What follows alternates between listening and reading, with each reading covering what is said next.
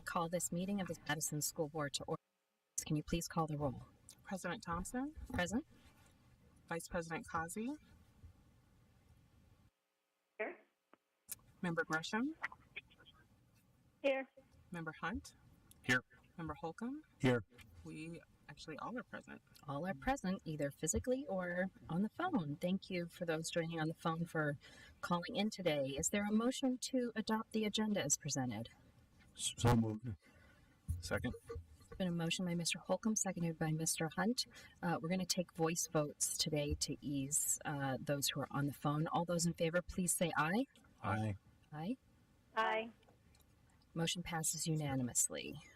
Next, Pledge of Allegiance. Mr. Thompson, would you like to lead us in the pledge? Please join me in the Pledge of Allegiance. I pledge allegiance to the flag of the United States of America and to the republic for which it stands, one nation, under God, indivisible, with liberty and justice for all. Thank you. Next item on the agenda. I don't believe there's any need for executive session. Communications and announcements. Superintendent's report. Dr. Guerin. President Thompson, members of the board, cabinet, and guests, welcome to the 2025-2026 school year. Our first day of school is coming up quickly on August 5th. A special welcome to our new students and new staff members. The district office and schools have been working so hard to prepare for all of your smiling faces. I want to welcome Principal Johnny Brownlee from Madison number 1, who will serve as our principal representative on cabinet for this school year. He will also join us at the dais for the governing board meetings. Madison has principals serve on cabinet and really provides a voice from the building level and helps inform our decisions. I think it's an outstanding practice, and I'm really grateful for the gift of time he's going to provide, because it does take a significant amount of time. I want to once again welcome, probably for the third or fourth time, but Assistant Superintendent Scott Thompson. Now that he's officially at the dais with us, we're so glad again to have him here. We are still hiring. We need parapros, some just drivers, some after-school MAC club leaders, and a few other positions. Please check out our website for open positions. HR has been all over that, and Dr. Lomeli will provide us an update this afternoon. Our staff welcome back breakfast is scheduled for July 31st at the Madison Center for the Arts. I cannot wait to celebrate the new year with all of our amazing staff members. And our theme this year is Madison Makes Magical Learning.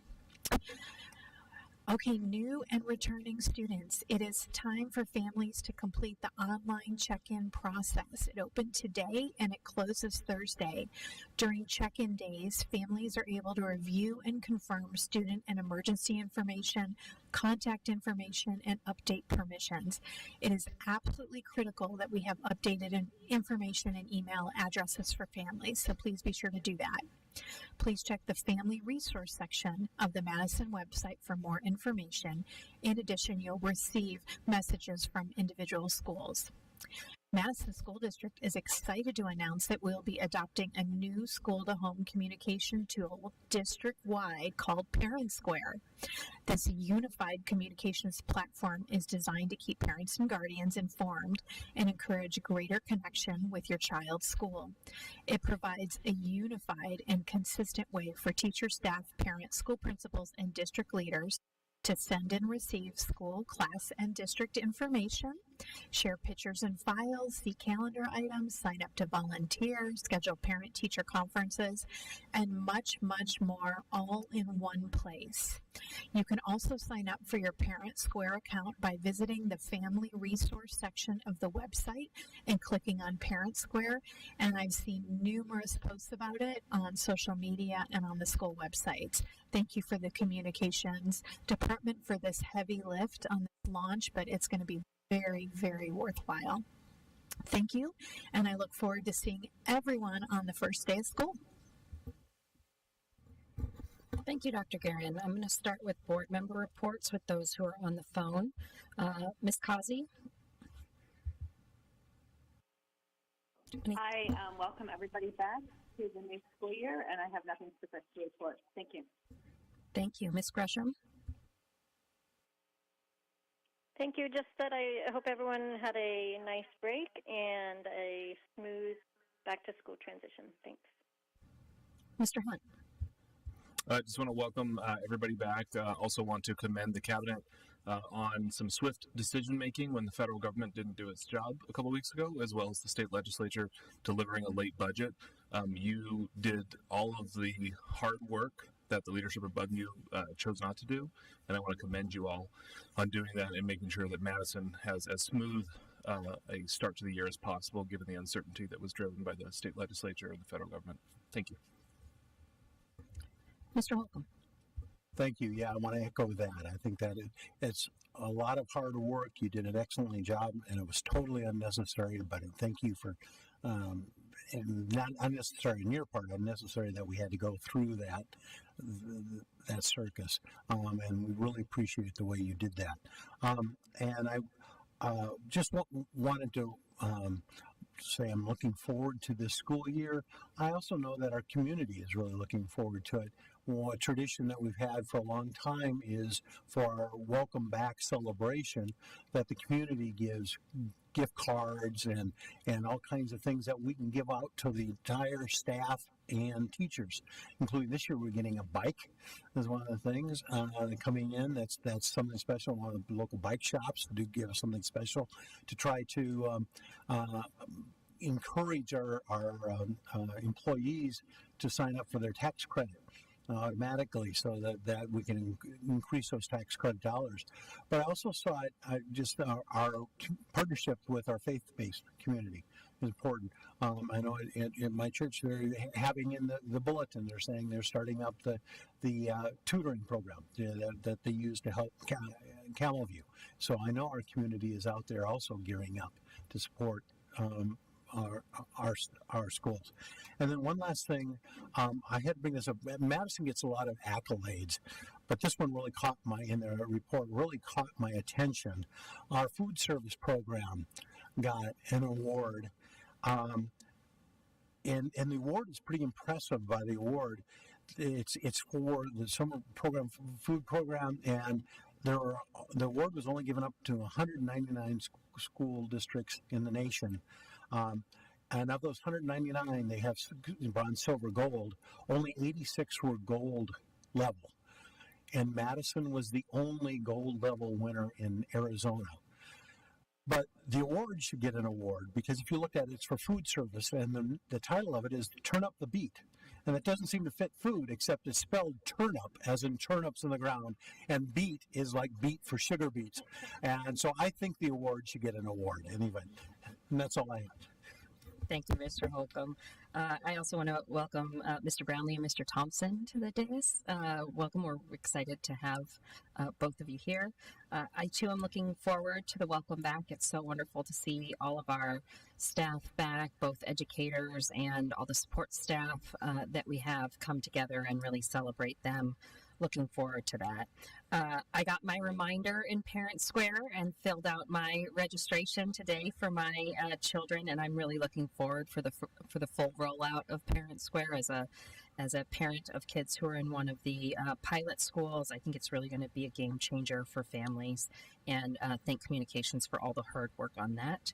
And I too also want to echo the sentiments of my colleagues about the yeoman's work our team did just in the last few weeks in response to not only the state budget, but in the circus, to use your words, Mr. Holcomb, that is the changes in the federal government landscape for the coming year. I fear that this is becoming more of the norm, that we find out at the last minute that these things are being either clawed back or stopped even after commitments have been made for a full year.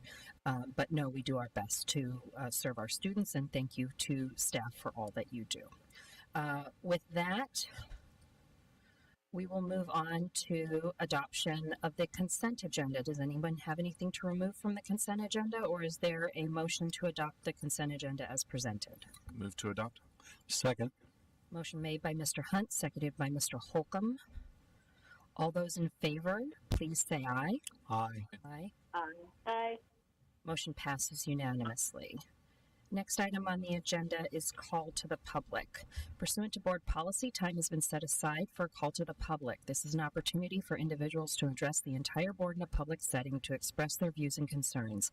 State law limits our ability to respond to comments made during call to the public. However, we do hear remarks and ask the superintendent to follow up and provide us with information regarding any issues that have been raised. To keep us on schedule, each speaker will have no more than 3 minutes. I don't believe we have any online calls to the public, and it doesn't look like from the audience that we have anyone here for call to the public. Is that correct, Ms. Humphries? Correct. We have no Okay. calls to public. Next, informational. We're cooking with gas today. Don't slow us down, anybody. Next, informational items, the 25-26 hiring update. President Thompson, members of the board, cabinet, and guests, I'd like to turn it over to Dr. Lomeli and also thank her and her department for all of their hard work this summer. Thank you, Madam President, members of the board, cabinet. I'm excited to present this hiring update because this is hot off of today's numbers and it's ever changing. Let's see. To date, we have hired 87 new employees over the summer.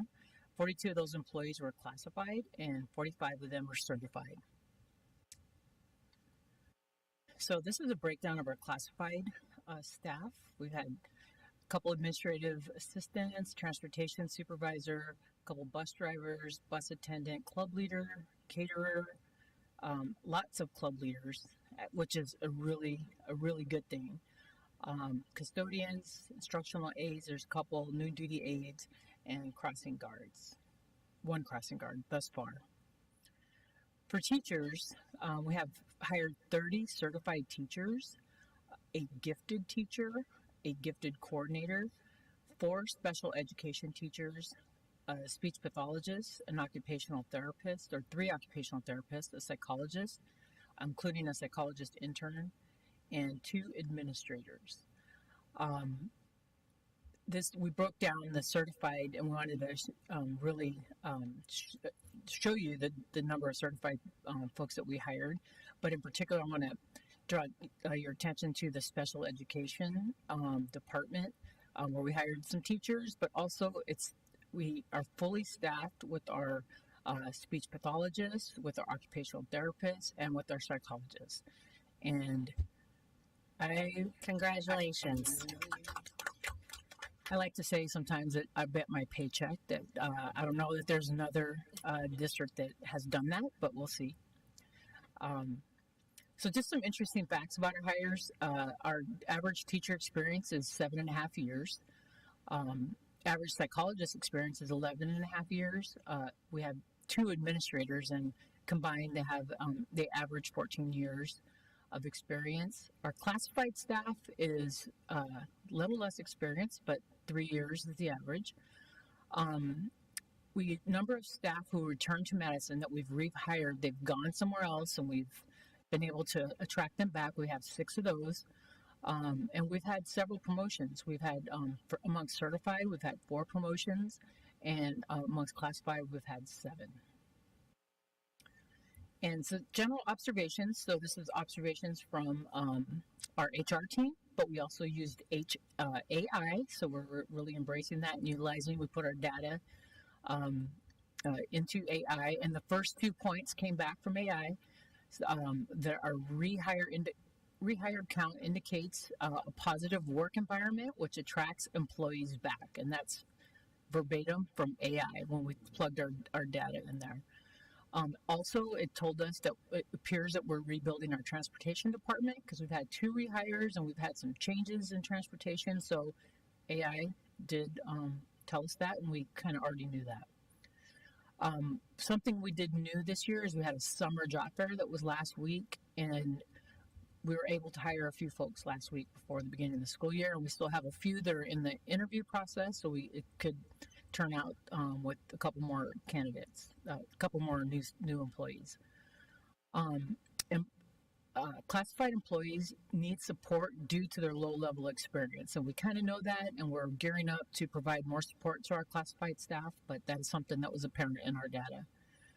And internal promotions indicate a strategic focus on growing talent internally. So we're always looking to find opportunities for our current staff. I know we really take a look at our student teachers, and we've had a couple student teachers this year that we've hired, as well as at least one student teacher that transitioned to a full-time school sub, and then transitioned to an actual teaching position. So, and the number of vacancies that we have right now, we need a one-on-one nurse, which is a hard to fill, and early childhood special education teacher. That's a hard to fill position. We do have some plans for potentially promoting one of our internal candidates that we're working on that right now and supporting them while they complete their certification. And then our classified staff, we don't have that many. This is a little different from years past where we usually have a lot more classified staff positions to fill. But we're very excited about the fact that as of today, we need 5 club leaders, which that number is usually like 20 to 30, but as of today, we need 5. Well and done. bus drivers, that's another hard to fill position, but we're really working on that. So that concludes my report. If you have any questions.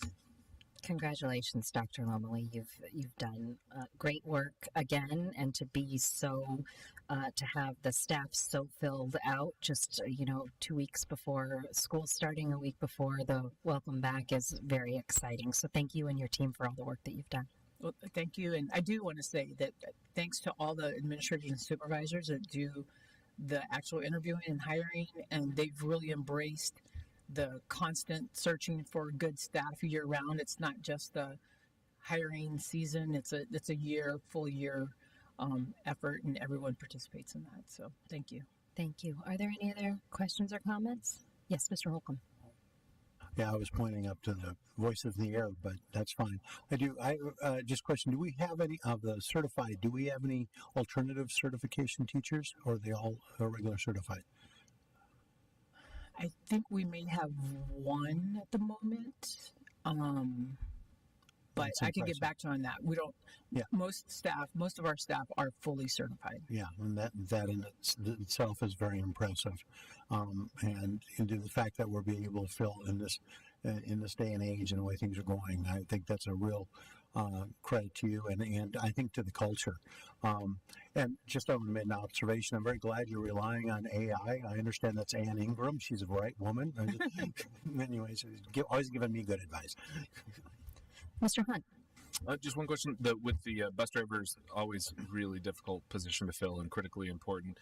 Will that lead to any contracting for certain routes with the 5 apps or 5 vacancies? I'd have to ask the transportation department, but what I do know about transportation is our regular staff is utilized on regular routes. Mm-hmm. We do utilize contracted employees for extras like after school activities and that. Sure. But they seem to cover it between our regular bus drivers. Sometimes the coordinator or supervisors also chip in on that. So mostly it's our regular staff. Great. Thank you. Thanks, Mr. Hunt. Does anyone on the phone have any questions?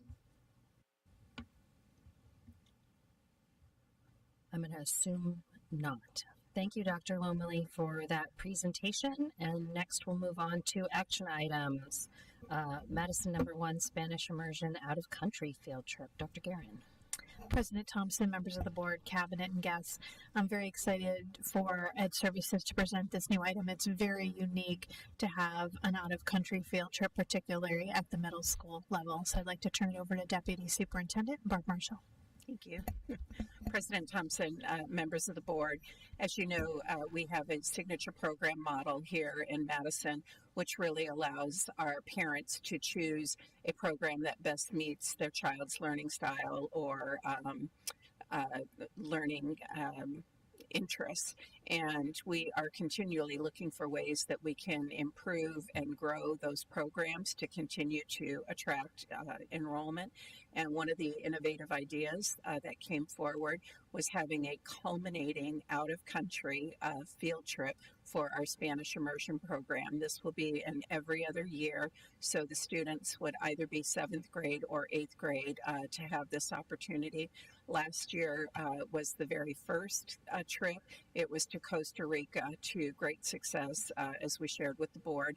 So we are here to share with you the plan for not next year, but to start planning and fundraising for a trip that would be during the 26-27 school year. So to present that information is our Director for Signature Programs, Casey George.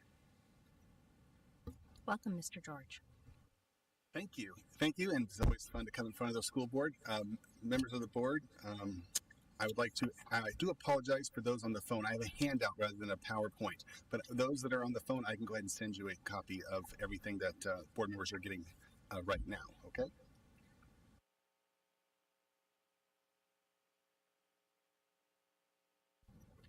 And this is, as Mr. George passes that out, this is the same company that we worked with that planned the Costa Rica trip.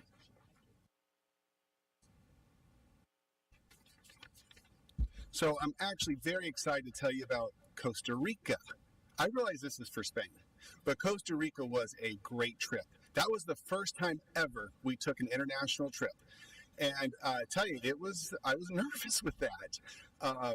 And it was a bold leap, and we took it, and the parents came back, and not only did they say they had a good time, a great time, they got value out of it. It was worth the money they spent. When we surveyed all the parents about what they liked, some parents said, hey, I'll go, we want to go again. Some said, if you go to Costa Rica, I won't go again. Then they're done that. Other parents like, you go to Costa Rica, I'm going again. But we felt like it was need to go to another place. And of course, we wanted to make sure it was a safe place. So Spain was chosen. We went back and forth. Spain is a longer trip.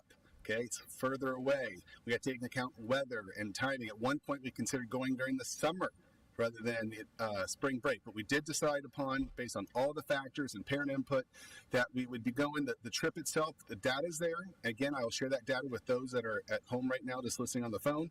But I can just roughly tell you the total cost for a participant is $4,175. And it's March 4th through March 12th, again, 2027. For every 6 participants, we get to send 1 free chaperone. 7th and 8th graders can actually attend this trip without parents. 5th and 6th graders can go on this trip only if they bring a parent. Okay. We worked with the exact same company. We had such success, we were not going to play around. We're going to go with what we know. So we're using the exact same company. I will work with the Spanish immersion parents this year as we talk about fundraising and how to advertise accurately, because we want to really advertise so people have time to put money away, use the payment plan type situation, and just to put the information out there so people can start joining, because it's tough to get the first couple of people to step into it. So it is a challenge still, but we're super excited, and I can take any questions. Thank you, Mr. George. One question I have is, do you have kind of a deadline you're thinking about for enrollment? Because the uptake will be slow at first and then demand will grow, but I'm sure there's a point at which we want to say, maybe it's full and that would be wonderful, but a point at which we say, okay, there needs to be X number of months so we ensure that kids have their passports and, we have everything in place that we need. So just wondered what that window for enrollment in the program is going to be. Yes, so the company itself has its own deadlines, which I don't have memorized right now. That's for also they're well experienced, so they help with the whole passport timeline situation. Wonderful. Which is beneficial. But the other game plan I'm implementing or want to implement with Miss Leon, our Spanish coach, who's tremendously valuable, is to, as we have parent meetings, we want people to commit at the same time.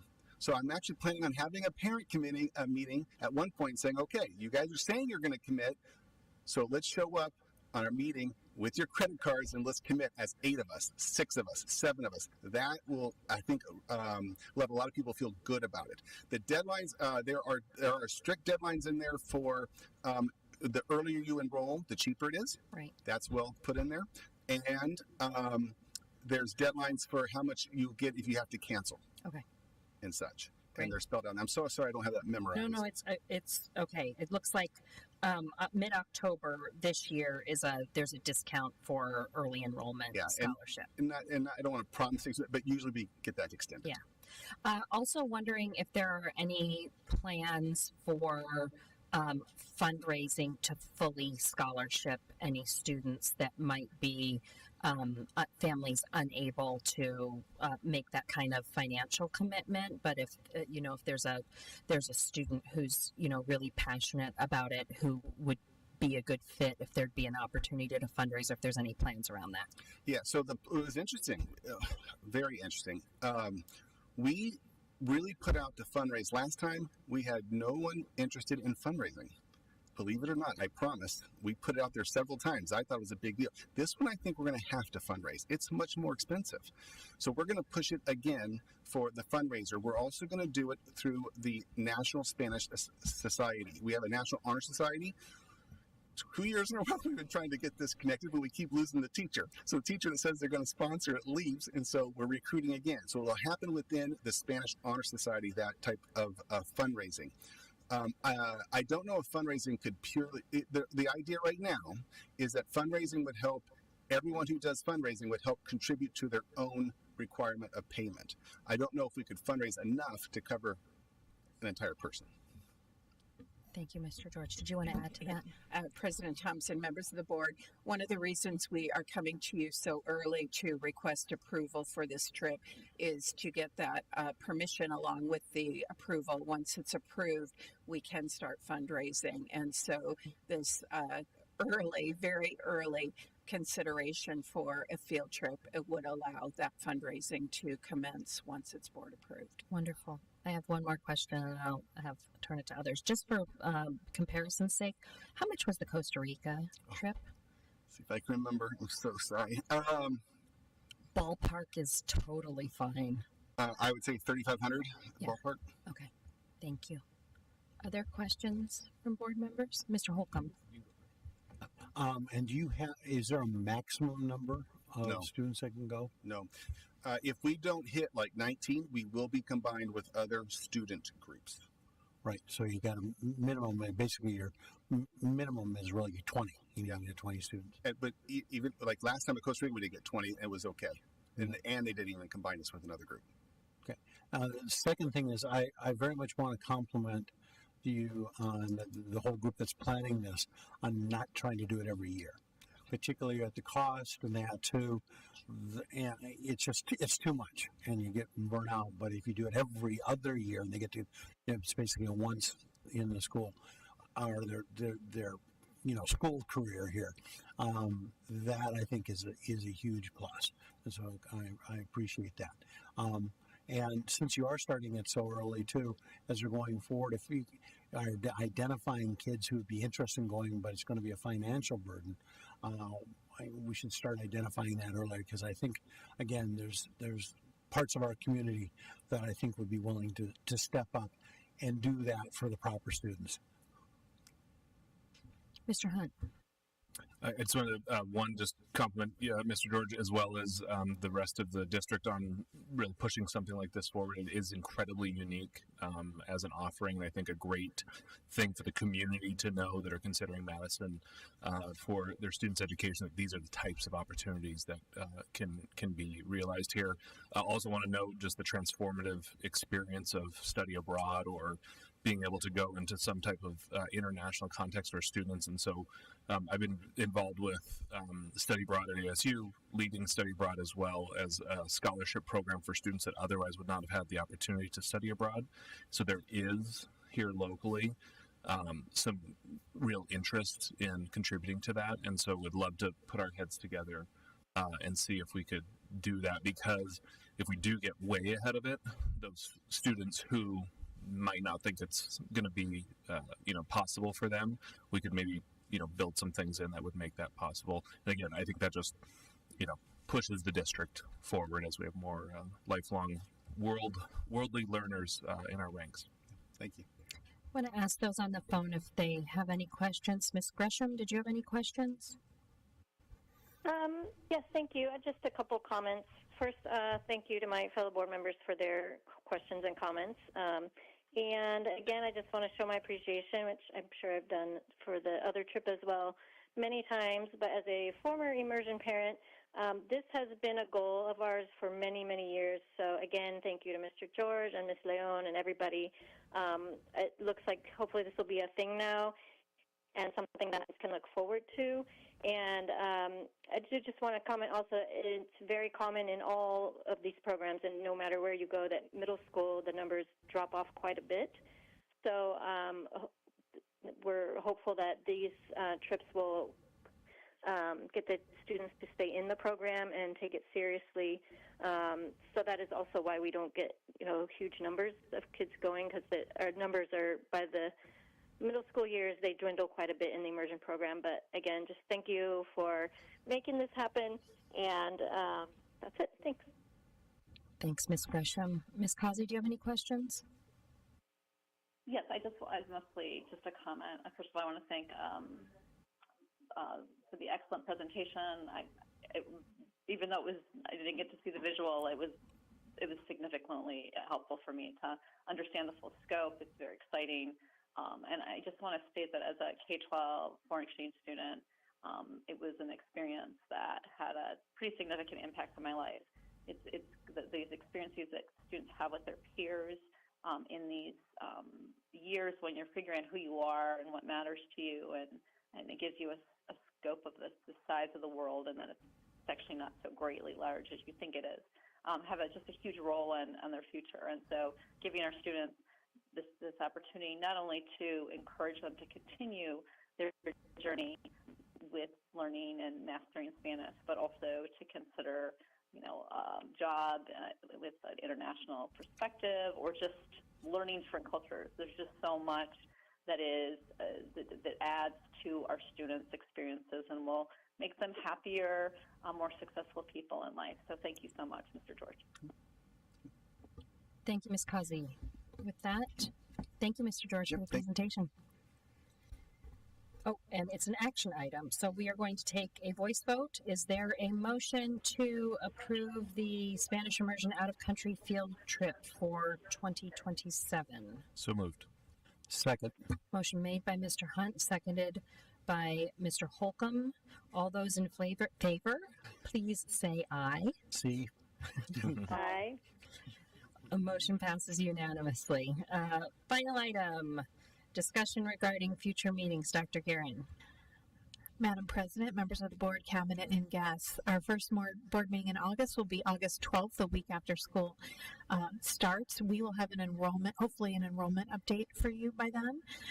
We will also have some ASBA law conference political agenda for your consideration. That'll go in the weekly this Friday. Mr. Hunt is a representative. Also, there is some heavy policy work coming up, so we will be starting the policy work in August, so you can expect first read, second read, first read, second read for the foreseeable future. Our next meeting in August is August 26th, and we will have plenty for you planned there as well. Okay, with that, are there any questions or comments for Dr. Guerin? Just a question. I wanted to follow up on something you and I discussed about having a report on the Madison, the season, and it would be nice, I think, if we get that report at either before or at when the season tickets become available, because we just passed, I believe, on the consent agenda, all the programs. So I think getting that in front of us, I think, would be very, very useful as soon as we can. Absolutely. Mr. Thompson and I talked about that happening in August. Any other questions or comments? Hearing none, I'll take a motion to adjourn. Second. Motion made by Mr. Holcomb, seconded by Mr. Hunt. All those in favor, please say aye. Bye. Aye. Aye.